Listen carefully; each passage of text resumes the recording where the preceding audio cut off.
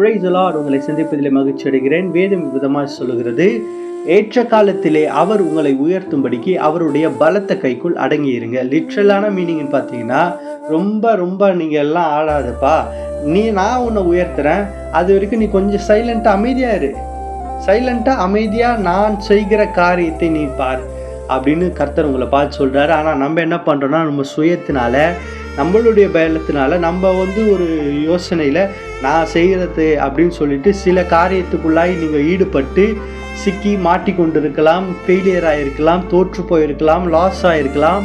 ஆனால் கர்த்தர் உங்களை பார்த்து சொல்கிறார், திருப்பியும் நான் உன்னை ரீபில்ட் பண்ணுறப்பா, உன்னை உயர்த்த போகிறேன், நான் உன்னை உயர்த்துற வரைக்கும் நீ என்னோட பலத்த கைக்குள்ளே நான் அடங்கிடு, நான் உனக்கான உயர்வை நான் கொண்டு வந்து கொடுக்குற தேவனாக இருக்கிறேன் என்று கர்த்தர் உங்களை பார்த்து சொல்கிறார். இந்த நாளிலே அப்பேற்பட்ட ஆசீர்வாதத்தை நீங்கள் பெற்றுக்கொள்ள போகிறீங்க.